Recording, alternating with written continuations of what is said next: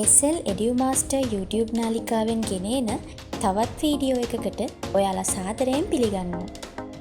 සිතියම් ලකුණු කිරීමේ වීඩියෝ මාලාවේ 7 වෙනි වීඩියෝ වන මෙම වීඩියෝවෙන් අපස සාමාන්‍ය පෙළ විභාගයේ ලෝක සිතියම් ලකුණු කිරීම සඳහා නිර්දේශිත ස්ථාන 40කට වැඩි ප්‍රමාණයක් නිවැරදිව ලකුණු කරන ආකාරය විමසා බලමු.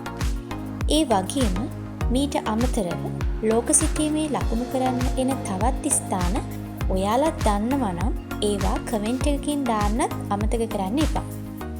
එහෙනම් අපි යමු අද අපේ වීඩියෝ එකට.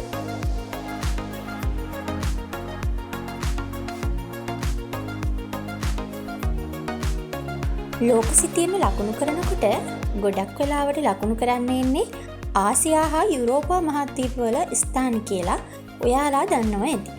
ඉතින් මුලින්ම අපි ඉන්දියාව, අග්නිදිග ආසියාව, නැගෙනහිර ආසියාවේ ප්‍රදේශ හා තවත් ස්ථාන කිහිපයක් ලකුණු කරමු.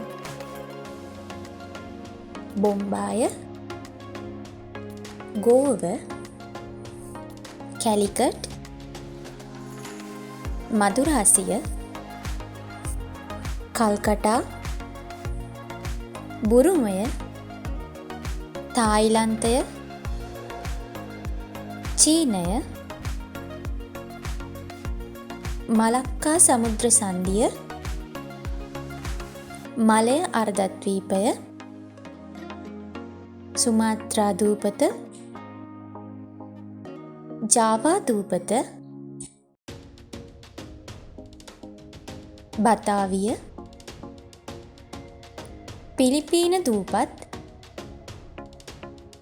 තායිවානය, කොරියානු අර්ධද්වීපය, ටෝකියෝ, හිරෝෂිමා, නාගසාකි,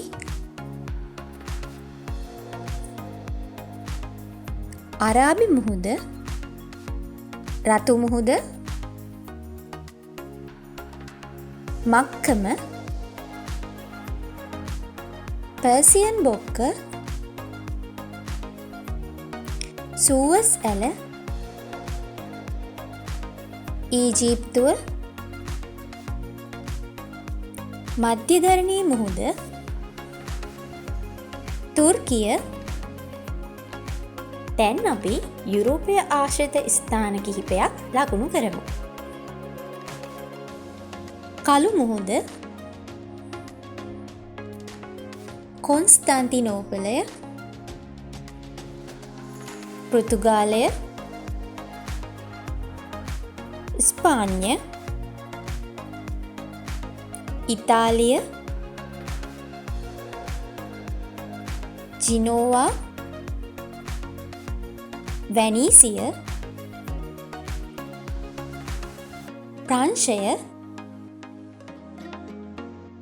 ජර්මනිය,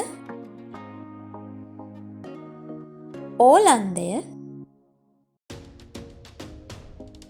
බ්‍රිතාන්‍ය, උතුරු මුහුද,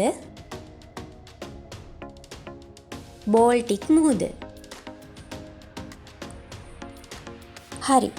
එහෙනම් ඔන්න ඔය විදියට ලෝක සිතියමට ලකුණු කරන්න එන ස්ථාන 40කටත් වැඩි ප්‍රමාණයක් නිවැරදිව අපි ලකුණු කරා.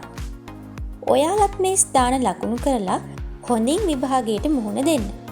ඔයාලට හොඳ ප්‍රතිඵලයකට යන්න ඒක හොඳ මඟ පෙන්වීමක් වෙයි.